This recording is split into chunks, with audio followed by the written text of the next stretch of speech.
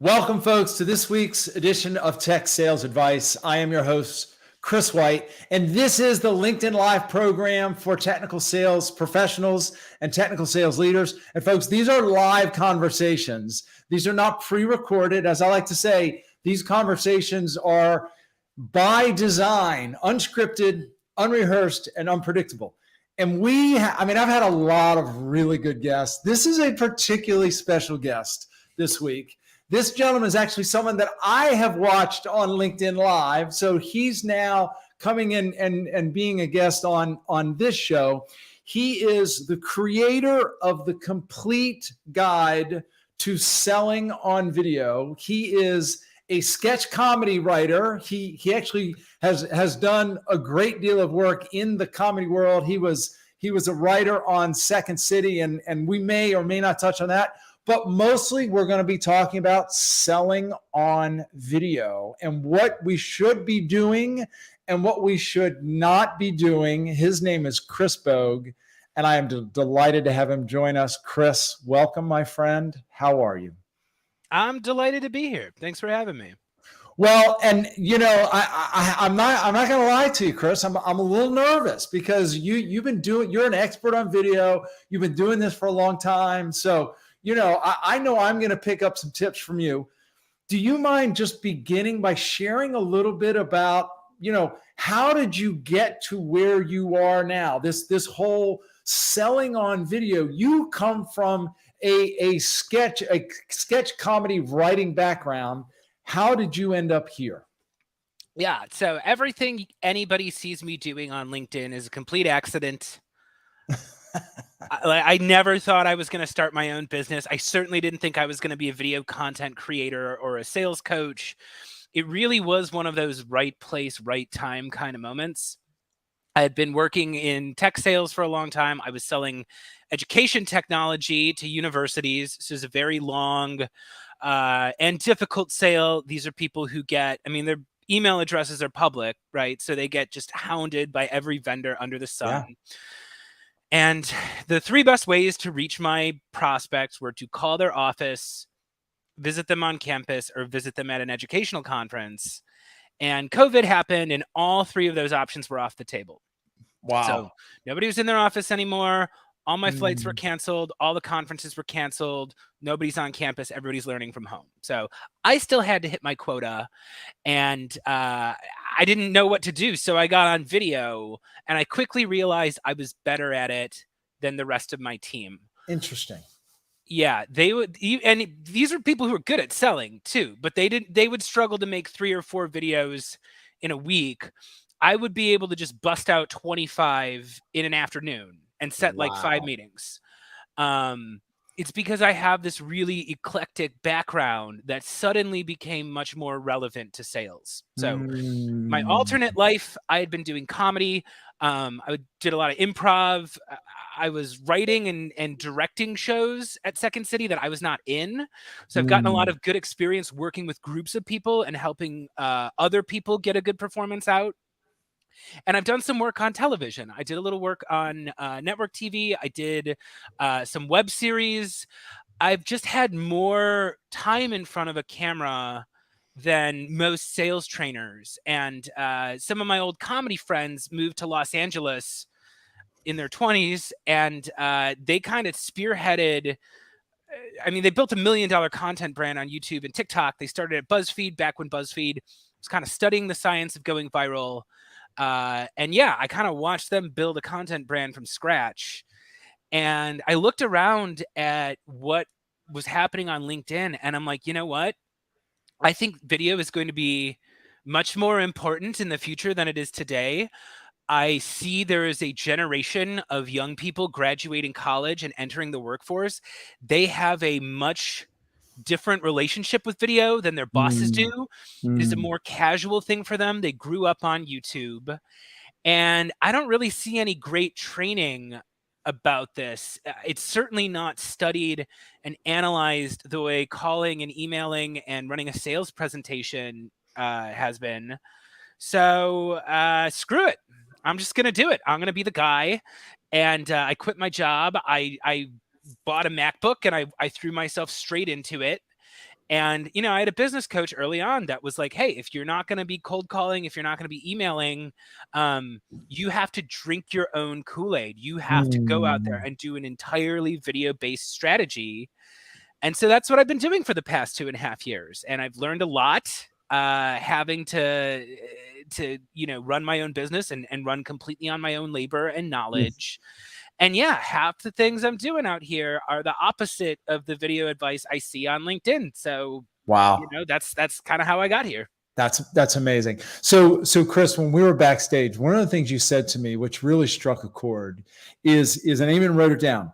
Video is just more complicated than your typical prospecting. Look, there are some people that will say that cold calling is dead. Some people say that it's not. There's there's the email outreach and there's the LinkedIn messaging outreach. Video is a lot more complicated because there's a lot more things to consider and a lot more things going on. So help our audience begin to break this down. We want to talk about the do's and don'ts. So what are some of the things that we need to be thinking about where if we're going to do video outreach and video prospecting? Yeah. So, on a phone call, you have to worry about what you say. You have to worry about your tone of voice, your pace. For written outreach, you've got to worry about your words, and you've got to worry about how it looks, when the preview pops up. You have to worry about all that stuff on video and then some. It is the words you're saying. It's how your shot is framed. One thing that I do that most video sellers don't do is all my videos have subtitles. I burn subtitles in there. So video is a reading experience as much as it is a watching experience. There's a lot of different factors going on, and most sellers don't even know where to look. You're not supposed to look at your own self when you're making videos because you'll get these little nervous movements in your eyes. Interesting. A prospect is never going to tell you, you know what? I watched your video for a couple seconds and these little micro movements in your eyes made you look nervous, and that's why I didn't watch the whole thing. But they realize it subconsciously, even if they're not consciously aware of it. So it's like you might just be looking at the wrong spot on the camera. And I've had clients where they're like, one was, she was a woman. She was self-conscious about her age. She was self-conscious about her appearance. Just fixing her camera angle, just putting the camera at eye level and having her look straight into the lens. She looked 10 years younger. Wow. And she looked like this much different, much more confident person. These are not the things they're going to teach you in business school. Like they are not going to teach you how to make prospecting videos, in business school. They're certainly not going to teach you how to go make video content, for LinkedIn or TikTok or whatever. And for the life of me, I just can't understand why sales leaders aren't getting more curious about how to do this well. Yeah. Why? And before we get into the how, why do you think video outreach, video prospecting is so effective? What makes it more effective than just an email or just a phone call? It's because you have 100% control over your message. It is not as easy to consume as an email, but it's also not as easy to ignore. That's good. I like that. Yeah. So it's like when you call somebody, there's a lot you have to worry about that's not just you. Oh, right. Sales leaders will tell you control what you can control, and you can do that. You can have a script, you can practice, you can work on your tone of voice, your pacing. If I just caught someone on the worst day of their life, if I call a prospect 10 minutes after they've just been handed a hospital bill for their kid that they can't afford, they're not going to be in a good mood. Yeah. And it doesn't matter how slick I am. It doesn't matter how rehearsed my talk track is. That call is not going to go well. And, it's like when you objection handle, quote unquote, on the phone, that person has to defend themselves against you, right? When you're talking to a salesperson and they're asking you questions about your problems, even if you have a problem, this is a person who is trained to outsmart you. And the buyer has every incentive to withhold information from you. Whereas on video, they can consume you on their own timetable, and they don't have to defend themselves against you. You know, they can sit there, and maybe they don't agree with everything that I'm saying, but they can actually sit there with an open mind and consume the message. And then if 2 days later I give them a call, now it's not, hey, Chris, can I have 17 seconds to tell you what I'm doing? It's like, hey, Chris, I'm the guy that sent you the video this week. I wanted to see what you thought of that. And, you know, for me, it's like the video is not a silver bullet, but it's a way to start the relationship on good terms. It is a way to humanize myself. There's something vulnerable about it, right? Whereas like if I send you a cold email, I could be anybody, right? I could be a bot, I could be a scammer. The fact that it's really me and I'm really sitting here talking directly to you is powerful, because just 99.9% of sellers aren't going to go through that much trouble to do it. So, Chris, is so good, and there's so many questions that are coming to mind for me. I'm not even sure I know where to begin. How do you embed the video in the email, or is it a link that they have to click and go to? So I'm an advisor for SendSpark, and SendSpark, much like most of the companies, if you're using SendSpark or Loom or Vidyard or BombBomb, or there's a lot of great products out there to do this. Usually what happens is it will generate a thumbnail that is an animated GIF. So it looks like it's embedded, but you click it and it goes to a website. Those programs are particularly useful if you are running a sales team. You need to track your results and, you know, see whether or not they're watching it. You can also send it directly through LinkedIn if you're using the LinkedIn mobile app. You can upload a video directly from your phone. And yeah, I actually I try to avoid it as a first email touch point, because I am always trying to avoid spam filters. Yep. But there's a million different ways to like get a video in front of somebody, including my favorite, which is getting my champion to share it themselves. You know, if I send you a cold email out of nowhere, that might just wind up in the junk folder. However, if one of your fellow decision makers forwards it for me, if it goes through, you know, your own domain, if somebody shares it on Slack, you know, I'm really always trying to think about like, how can I get this shared in a place that has credibility. And I watch my watch rates and I'm like, okay, well, I see this video has been watched 15 times, which means it was just shared internally somewhere, or they just forwarded it to a chain of people. And now I'm in, you know, I made it, you know, behind the line. They're watching me internally, and they got the message. You know, and that's really all you're trying to do in sales, is like you're trying to make sure you actually get through, the person actually understands what you said. You know, I was always taught like, hey, it doesn't matter if you have a great demo, because the instant your demo is finished, your buyer now has to go sell on your behalf to their bosses. Totally. And with video, you can control your first impression and your last impression. So you can memorialize that meeting. You can make a summary of the top 3 takeaways from that session, and then get your champion to forward it on from there. I honestly, I have gone deep into this for the past 2.5 years, and I have felt, I don't even think I've scratched the surface on what video can do for sales yet. And again, it just blows my mind that more people are not curious about what they could be doing here. Yeah, and you've touched on a couple things that triggered a thought. And I think I know the answer to this question, but what part of the sales cycle are you using video? It sounds like you're using video at different stages, or you're recommending that people use video at different stages to open doors, maybe to help evangelize the message or the solution, maybe to help sort of drive the next meeting. Is that, am I hearing, and are there certain places in the typical sales lifecycle where you think video is more or less effective? Yeah, so I use video in pretty much every stage of the sales pipeline. People think exclusively about cold outreach, and it's important for that, but anytime you'd rather deliver the message in person, you can't get that in-person meeting, video is your next best bet. So the easiest one, the absolute easiest, most effective way to use video, and if you're an SDR in the audience, write this down. So SDRs, I'm sure everybody knows this. Just in case you don't know the lingo, sales development representatives, these are people who are typically, they are pounding the phones all day. They are making cold calls. They are evaluated and paid by how many meetings they set that actually show up.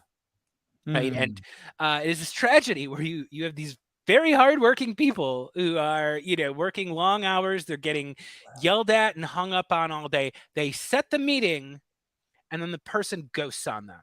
Don't show up.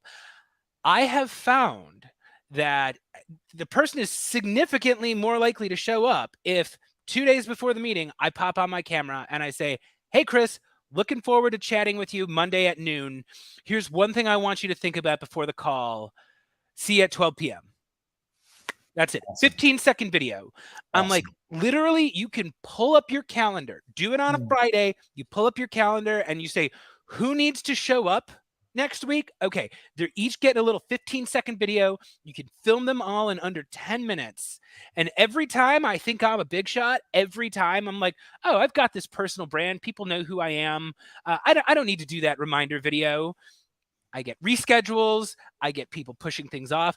When I take that little moment just to remind them that I'm expecting them to be there and I'm giving them one more reason to show up, again, they are significantly more likely to show up at that time. And I've had people tell me, like, I was going to put it off for this other thing, but the video came through and I was like, I should probably just show up.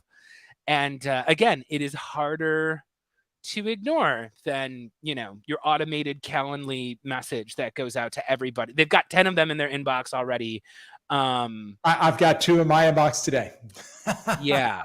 And again, that is a simple thing. You don't have to think. And this is too, I'm going to just dispel a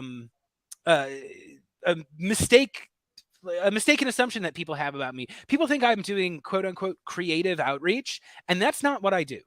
I do creative content marketing, but my sales videos are very straightforward, and that's why they are shorter than 1 minute. It is always a video about the other person. I always say, like, the video, that camera I'm talking to is the main character. I am speaking to them as though they are sitting in the room with me, and I am the supporting character, right? Because marketing, when you're scrolling through your newsfeed, you want to be surprised, you want to be entertained, you want to laugh, you want to do all these things. When you're talking to a salesperson, you want someone to talk to you straight, right? You want someone who's going to be honest with you. And yeah, if you just talk directly to them for a moment, nobody is doing this. And I don't understand why. So powerful. So powerful. Chris, let me press pause for just a moment. Folks, I'm speaking to Chris Bogg. He is Bogg or Bogue? Make sure I'm Bogue. Thank you. I thought so. He is the creator of the complete guide to selling on video. He is a comedy sketch writer, and he is becoming, if not has become, the foremost expert on using video in the sales process. And we're talking about short videos that you can send to prospective clients, clients that are in the pipeline, people you've given a demo to, people you're trying to evangelize, people you're trying to increase the footprint with, et cetera, et cetera. So, and by the way, it occurred to me that I'm not paying attention to the comments. I didn't have my comments open. So Matt, Alvin, Kevin, good to see you, folks. If you do have a question for Chris or myself, please feel free to ask. Chris, let's talk a little bit deeper. I said we were going to talk about the do's and don'ts. So what are, and we've touched on a few of the do's. One of them that you just mentioned, which I absolutely just love, is the camera is the main character in the conversation, and we are supporting cast, and we need to make it all about them. What's another, when I say what are the do's of selling on video, what's another one that comes to mind? Yeah. So your tone of voice is important.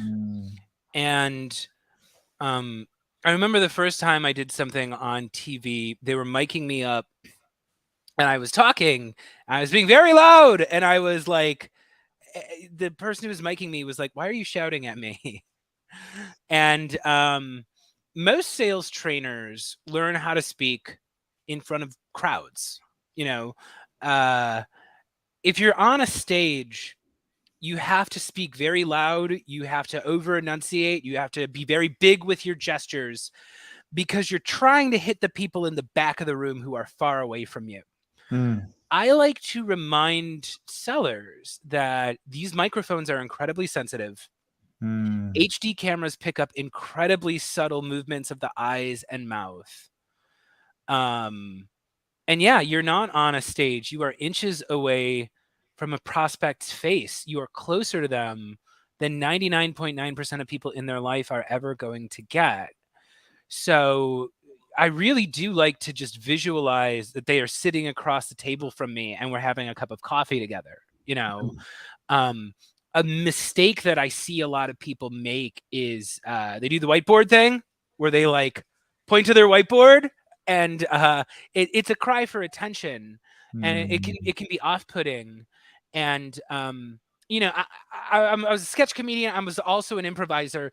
And I really treat video the way that I would treat an improv scene. And, what I mean by that is if you go to a Broadway show, the stage is up here, the performers are up here, and the audience is down here. And Mm. they're disconnected from each other. That is a different world. You're not allowed on that stage. You sit there and clap when you're supposed to clap. Mm. You could do the opposite too. You can put yourself, down here and your audience is up here. That's what that whiteboard is, right? That's, hey, I'm desperate for your attention. Please notice me. It's off-putting. You and your prospect are equals, I love that. right? You got to be on the same level as them. I am not asking for their meeting and for their attention like it's a prize. Mm. I'm the one who's got the prize, right? It's here behind me, behind this velvet rope. And I'm reaching out to you because I'm doing you a favor, right? I thought you might be interested in what I have here. And that's why I'm Mm. chatting with you.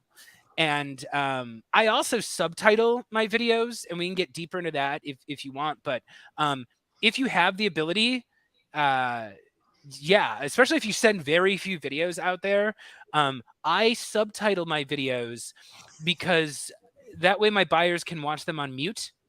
I Ah. call it the Uber test.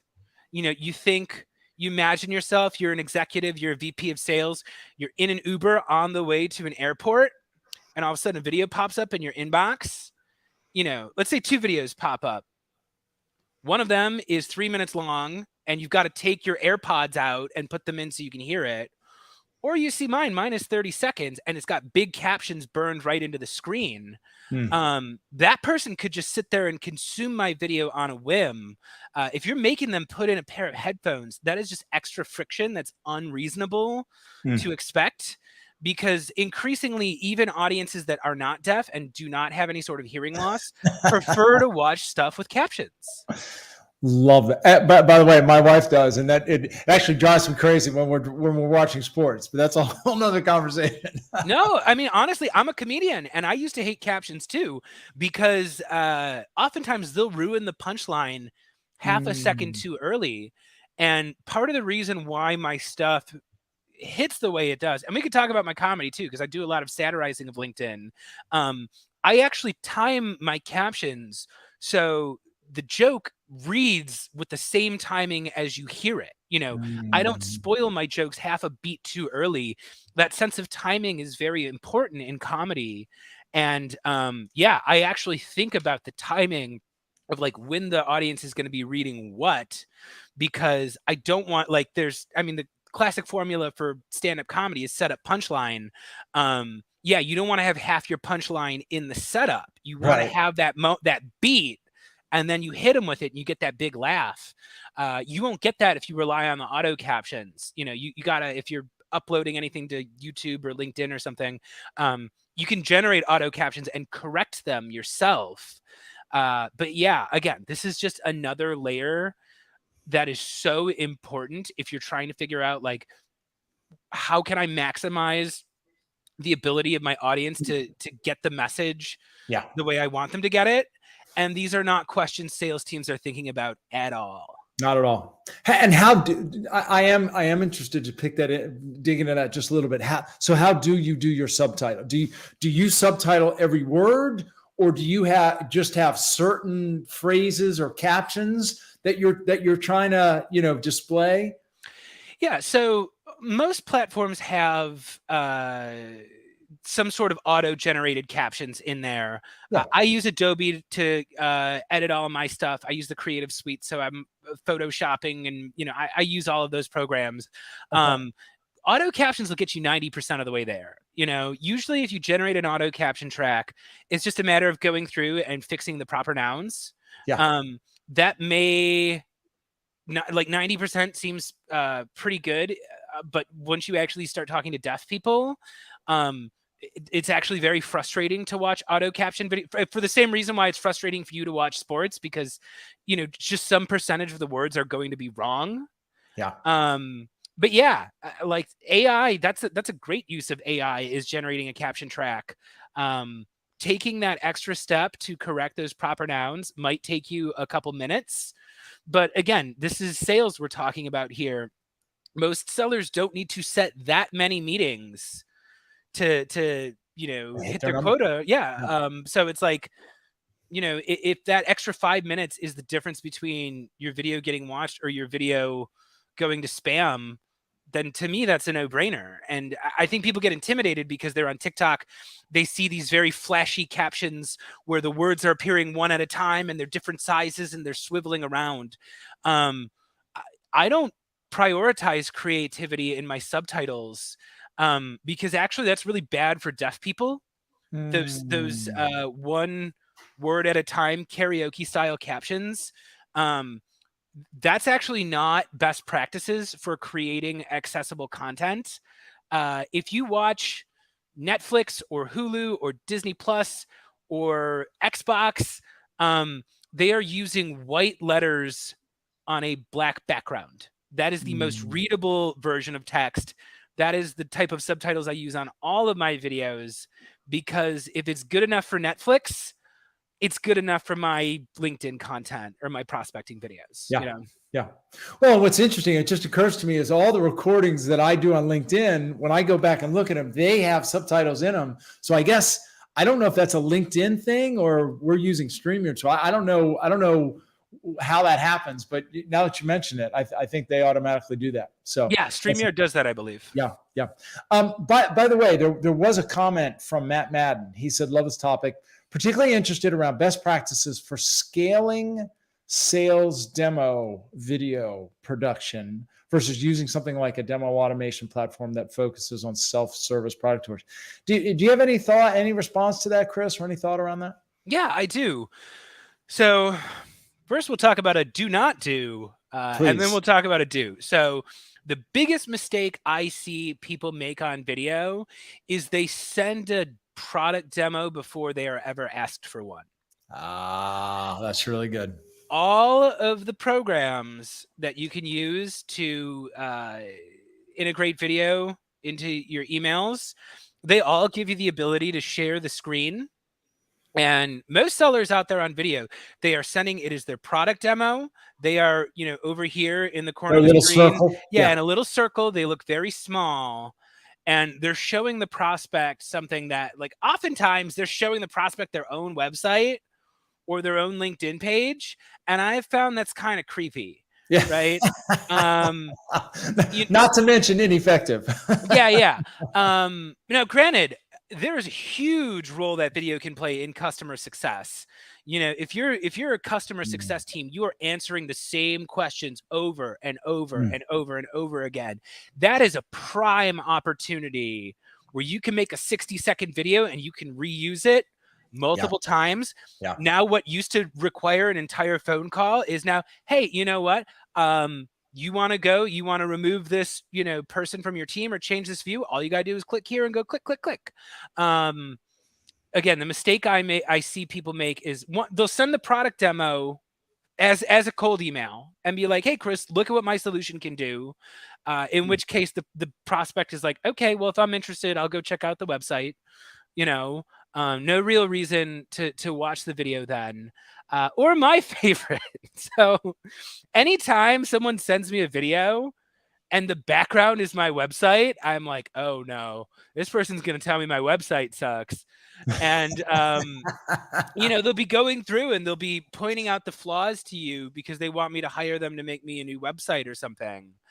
And you have to understand a little bit about human psychology and realize that people are not eager to just discuss their flaws with a stranger who's trying to get their money. So the analogy that I put out there is Amen. like, imagine these two videos. Think about these two videos. Video one is a person being like, hey, Chris, you don't know me, but I found this picture of you shirtless at the beach. And I've circled the areas of your body with excess body fat. And I want to talk to you about my solution because I help founders lose up to 450 pounds, and I'm just sitting there being like 400. Where did you get that picture from? It's mortifying, whereas if somebody sent me a video being like, hey, Chris, you don't know me, but I see you put a lot of video content out there. I know your image is a huge part of what you do and a huge part of the reason why you're successful. And I wanted to ask you a question.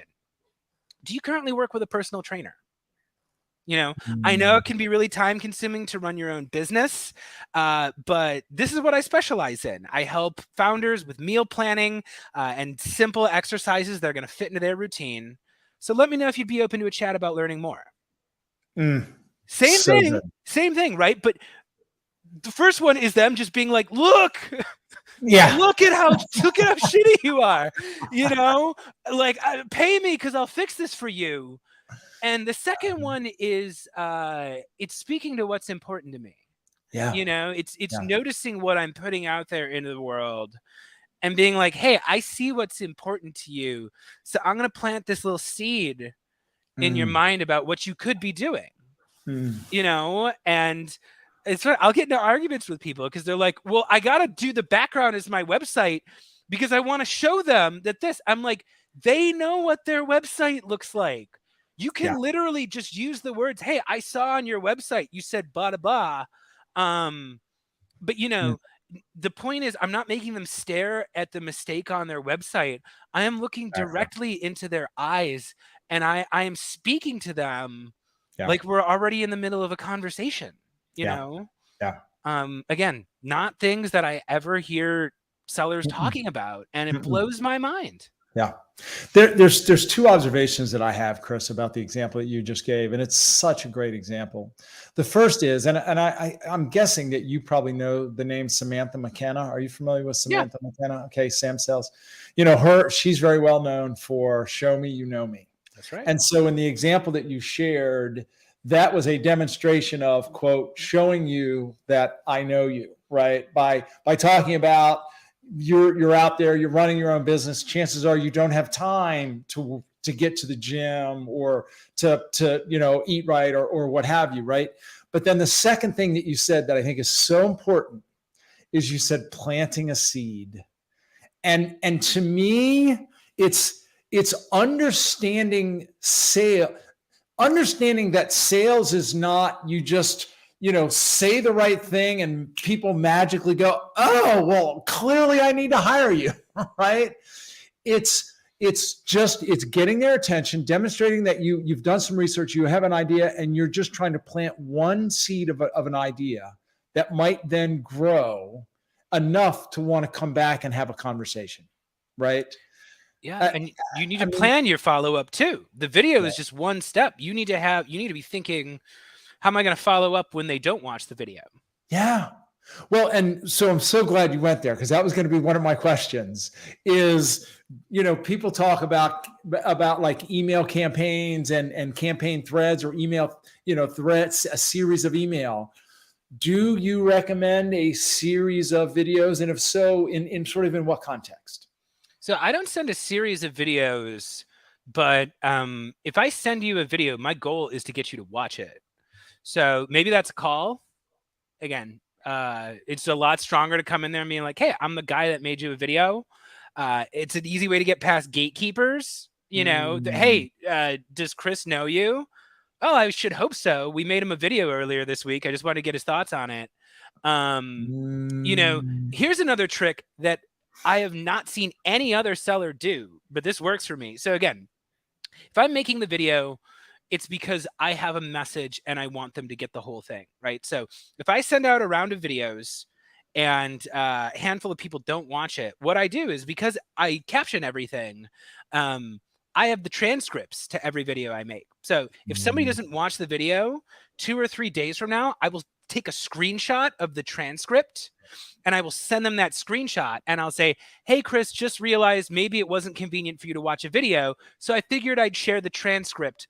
Let me know if you're open to chatting about this. Oh, so good. Right. So I've hit that, because not everyone's a video person. Right. Yeah. And again, as a seller, I don't care if somebody's like, oh, message me on Xbox Live. I'm like, great. I do not care. I've had buyers who are like, hey, I'm a texter. Text me. That's how I like to be communicated with. So again, I send the video out there because that shows that I know the person. It shows that I'm willing to put forth a little bit of effort. But yeah, that transcript, that's right there. I can just snag a screenshot of that. That is one image and one sentence. That is a super efficient follow-up. And again, if they read it, or oftentimes they'll read it and then they'll go watch the video, I don't really care. Like, the video is not the point. It's just a tactic, Yeah. So yeah, calling, DMing, screenshot, a voice note. There's all sorts of different ways you can follow up. But it's like, yeah, if I made you that video, I tell every client, I'm like, look, I never want you to make a video that does not get watched. You take the time to put yourself out there. Like, you want to make sure you get that message across. Love it. Yeah. Love it. How much, and I think I know the answer, but I'm curious to pick this apart a little bit.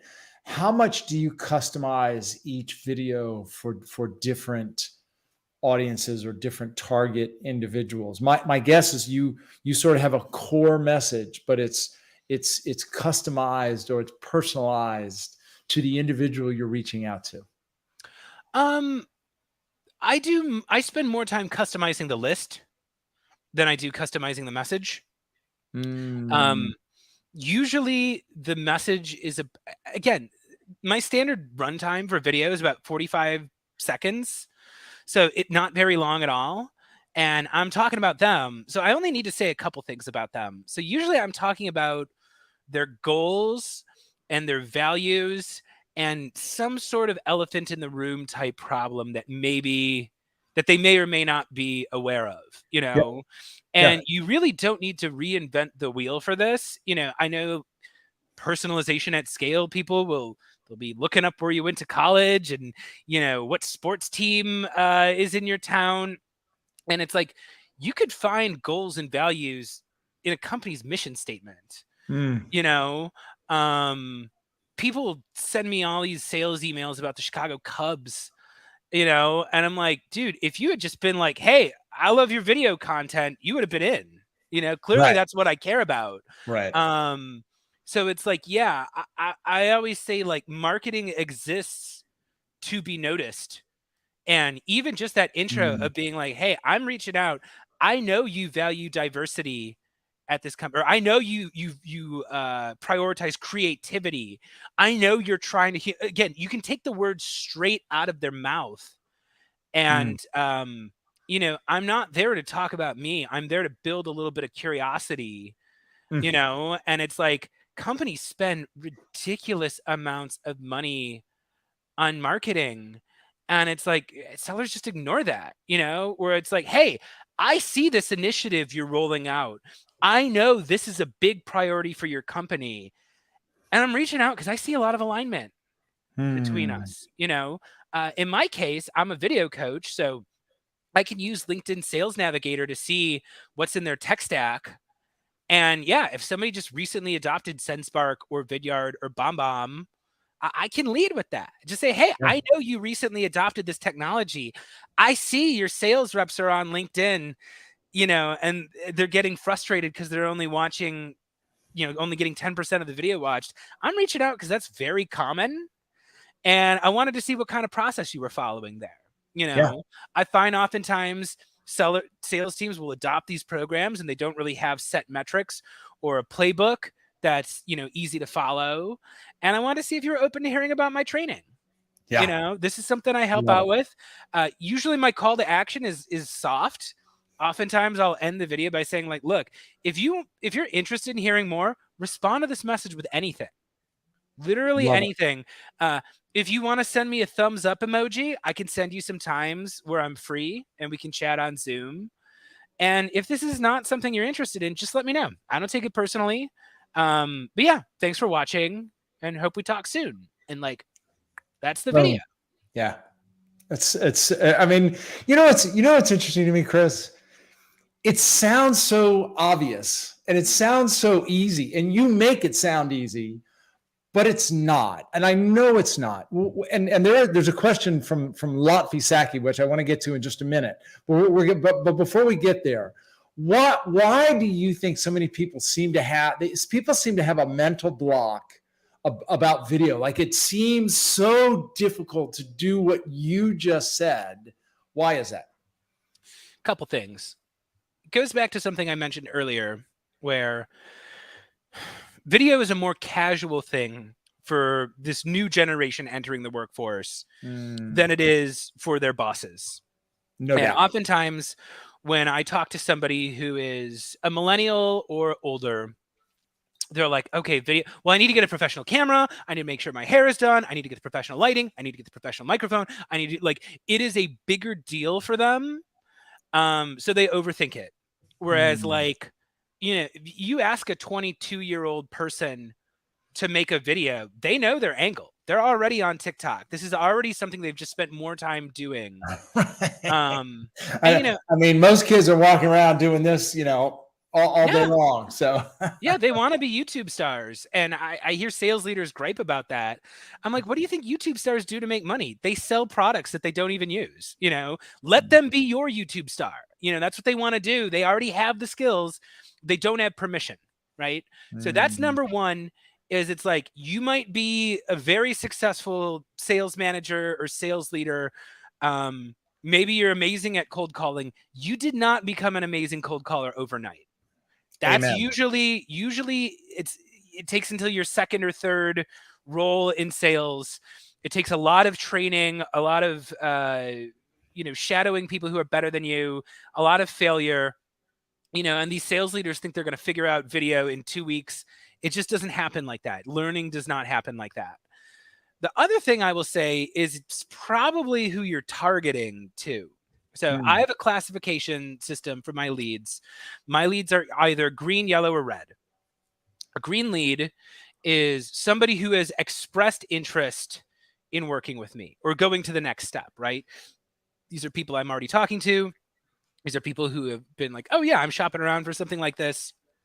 If they're green, they get a video, right? They just do, because the question is like, okay, it's a greater than 50% chance that this person is going to move to the next step. Why have they not done it already? Like, get that video is going to accelerate that deal through the pipeline. They get a video. A yellow lead is a coin flip, 50-50. They fit my ICP. They would be good. I haven't collected any signals about whether they're going to go one way or the other, right? A red lead, you could imagine, is a less than 50% chance, right? These are people who've already told you no. These are people who are ghosting your meetings. These are people who are not answering the phone. I send my videos to green and yellow leads. B2B sends them to the red leads. It's an act of desperation. So they're sitting around trying to think of what they can say to this person who's already not talking to them. They spend way too much time. They make an overly explanatory video and it doesn't get watched. And they say, oh, well, video must be the problem, Right. And it's like, that person was already avoiding you, Right. if again, and it goes back to when I said earlier about the SDR looking at your calendar, being like, who's already expressed interest to show up? Those are the people you should be using video to advance the relationship for. And this is why I built a business on this, because I will hear what sales trainers say. I will watch their best practices. And I'm like, you are literally doing the exact opposite of what I've found to work. It's crazy. It's just, well, and it's funny. You mentioned, I don't think there's a lot of sales trainers even talking that much about video. And clearly those who aren't giving very good advice. So, by the way, Chris, let's go to Latvia. I hope I'm saying that right. His question is, in essence, what's very interesting is to have next steps with a prospect or customer. How can we use video content to promote the next steps? Again, I can guess where you're going to go with this, but I'm inspired to give you the floor to answer that question. Yeah, so that's a great question, Laffy. Again, I'm always planning for how it's going to work into the next step. And again, this is why video is so wonderful, is you can control your first impression and you can control your last impression. So imagine you have your first meeting, right? You do a demo, it goes well, but the person you're talking to is not the only decision maker in the process, So if the meeting's going well, if we have next steps, you ask your standard questions. And I always talk about video in general. Some sales trainer taught me, like, sales is a current, right? You want to create a current. You want to make it easier for the buyer to swim along with the current than to break the current, right? So if I'm having a call and it's going well, I'm going to start asking about the other decision makers. Hey, who else is going to need to be involved in this decision? Who would feel left out if we didn't include them in this? Start getting that information. I go, okay, what do you think they're going to say? What is there any reason why you don't think they would want to do this? I'm gonna ask those qualifying questions because I want as much information as possible. And then I'm gonna say, okay, well, when's the next time you're gonna see them? Do you typically meet? Do you have like a one-on-one, or do you have a meeting? I want to know what their schedule is internally, right? So I figure out the next. Oh, okay, so you have a meeting with them on Wednesday. Well, why don't we get back in touch on Friday? And what I usually do is I just make a video, just kind of highlighting the main points that you and I talked about today. And if I sent that to you, would you be willing to forward that on to Michael for me?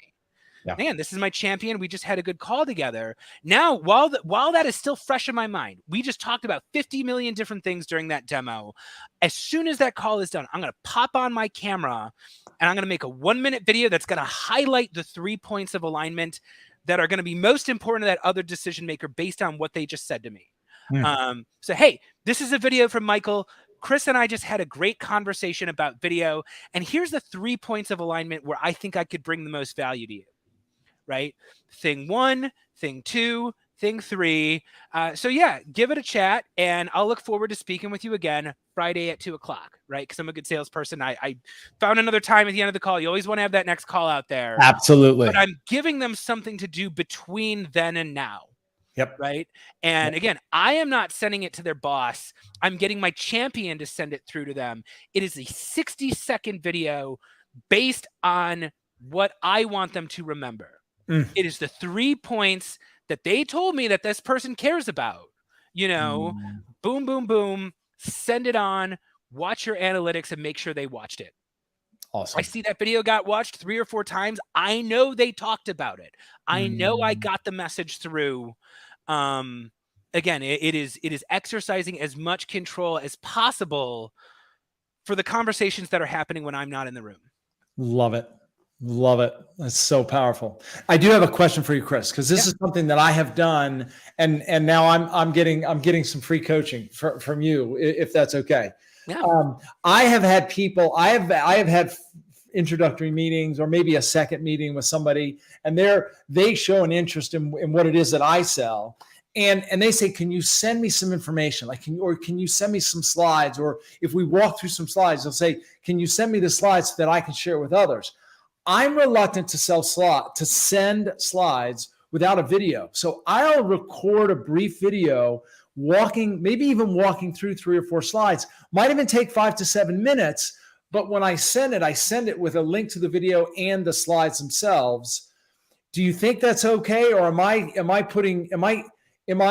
taking too long? Is a 5 to 7 minute video too long? And should I just say, should I just take 60 to 90 seconds and say, here are the 3 important points, the slides are attached? What do you think about that?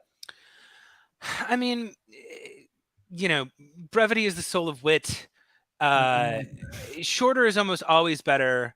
Even when I repurpose my content, like if I'm repurposing a video from a year ago, the second video is almost always shorter. There's almost always ways you can cut out the fluff. And this is also where those screen share options come in handy, right? Because this is where I could say, hey, you had said you wanted to learn a little bit more about this process. So I figured I would just show you, Yeah. and showing is better than telling. So it's like I always, and again, this is where you can take those tools and be like, you know what, you wanted to see this, so I figured I would do it right here on your website. Again, they have asked you for content. Now you can be creative with that. Now you can showcase the tools. Now you've gotten a little bit of interest for a product demo. And we didn't really talk about video content today, but I also, I started doing video content on LinkedIn. And I throw a lot of creativity into it. I throw a lot of sketch comedy into it.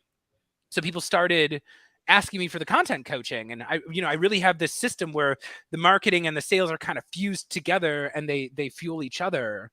But almost always what I'm doing is, whether I'm helping somebody make a hero video for their website, or I'm helping them create video content, or I'm helping them create internal content to train their team, almost always I'm looking at a video that's 5 to 7 minutes long and saying, okay, at the 2-minute 17 mark, what you did there is so powerful.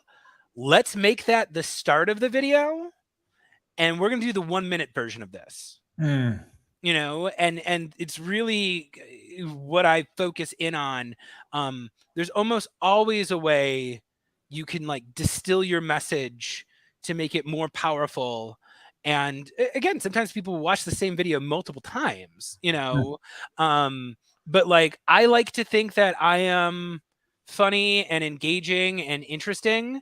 And if I make a piece of content that fails, it's almost always because I didn't make those first 3 seconds attention grabbing enough.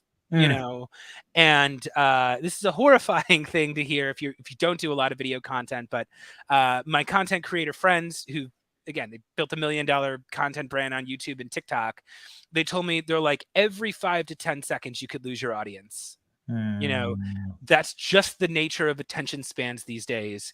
And if you ever watch my videos, if you ever watch my presentations, every moment is designed to pull you into the next moment. And every 5 to 10 seconds, something is changing.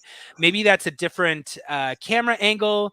Maybe that's a sound effect. Maybe that's text appearing on screen. Maybe it's a change in emotion. But it's like the longer the video is, the harder it is to keep them engaged. Whereas almost always shorter is better. And again, I know there's exceptions to this. For example, quotes are great on video.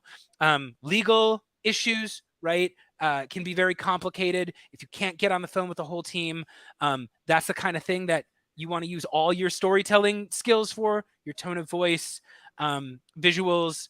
And sometimes, a quote breakdown comes through and you say, hey, here's the quote and here's why it's priced that way. And you want to give them a breakdown of everything they're going to be getting. It doesn't always have to be under 1 minute, but in general, the shorter the message is, the easier it is to get your audience to consume the whole thing. Man, that's such good advice. Such good advice. So Chris, if you can believe it, we have been at this for over 50 minutes. You have been so gracious with your time, my friend. You have shared so many good ideas. I do want to let you go here in a minute. So the landing gear is out. The runway is in sight. We're going to land this plane on time, as they say. There was one more thing that I wanted to ask you, and that is about your course. Talk a little bit about the actual course. Is it safe to assume that is a series of video instructions or guides from you? Talk a little bit about what if someone enrolls in the course, what are they getting? Yeah, so they're getting about 2.5 hours of original video content. I don't know if anybody's ever taken Justin Welsh's course, The Operating System. He's a successful LinkedIn content creator. He's made a few $1 million selling that. So I took that and I'm like, oh, this is a pretty good pace for a course, so it's 6 modules. I try to make each lesson, I try to pack as much information as I can in there.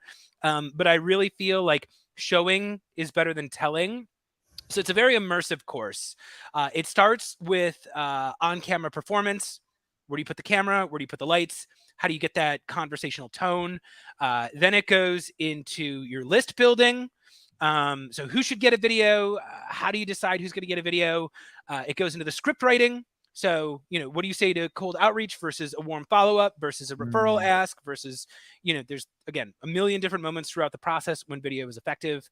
And then as it gets towards the end, we cover a little bit of LinkedIn strategy. And then it goes into like filming, editing, subtitling, and outbound. So outbound for Gmail and LinkedIn. And there's all these moments where I actually stop and show you, like I'll be talking here about my camera angle, and then all of a sudden it cuts to a side view of me, and you can see how far I'm sitting away from the camera. You can see where I have the light situated. At the time where I'm talking about batch filming, I'm like, hey, you never want to make one of these at a time. You want to make at least 5 at a time. So you're just going to I'm going to show you actually how I do these back to back, one after the other, how I chop them up, how I caption them, how I send them out through LinkedIn and Gmail. And by the end of the course, you will have created your first 25 sales videos, because the first 25 are the hardest. Once you've done that, you can get better at it. Yeah. And then I'd say the course is 95% educational, but I am a sketch comedian, and my audience does know I have a number of original characters that my audience likes to see. So each module ends with a comedy sketch that pulls you into the next lesson, because I know the statistic about courses is most people don't finish them. So every module ends with being like, okay, you're not finished yet. Here's why you have to take the next module too.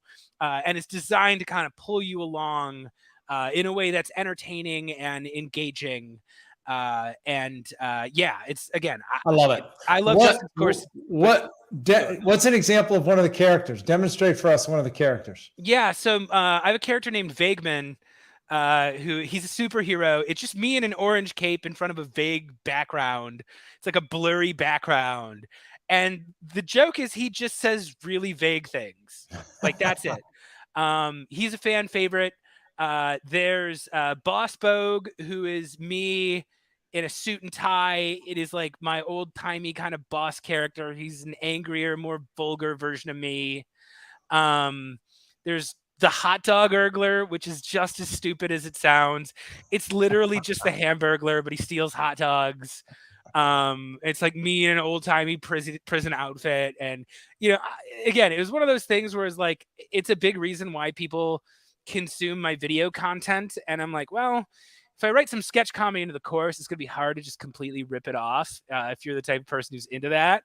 There you go. So yeah, I've got dozens of characters at this point, and many of them show up throughout the course to make it fun, because Awesome. it's you always got to think, how can I make this enjoyable for the end user?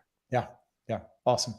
Final question. What is the most notable comedian that has ever been in one of the sketches that you wrote?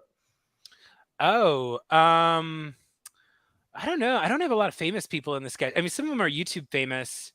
But yeah, I don't know. I guess my cheap way out of that answer is, when Chris Farley was at Second City, he wasn't Chris Farley. Nobody knew who he was. He was just this huge maniac. And people couldn't even describe him, Yeah. and really anybody can do it. What's relatable is what people trust, so you got to go out there and find the version of you that's fun. And if you want to get the course, it's chrisbogue.io. You can find it there. Where's my little sound effect thing? Oh yeah, and you can also get on my website, Chris Bogue, if you want to find me on LinkedIn. Ring my bell. You can get new content from me all the time. And yeah, you can purchase the complete guide to selling on video. I have a link on it on my LinkedIn page, and also chrisbogue.io. Awesome. And we'll repost this conversation and we'll put that in there as well. So Chris, thank you so much for sharing, for giving of your time as you did today. This has been just fantastic. I've learned a ton. We've had some great comments. Kevin McCoffey, I think is his last name, chimed in. Folks, for those of you who hung around to the end, thank you so much for being here. If you caught the recording, I hope you found this as valuable as I did. Chris, hang around just for a minute backstage. I'm going to give you a parting gift. Otherwise, folks, thank you so much for tuning in for Tech Sales Advice. I'm taking a few weeks off because it's August and I need a break. I'll be back in a few weeks. Chris, any closing word from you, sir? Thanks for having me. Awesome. Thanks all. We'll see you in a few weeks.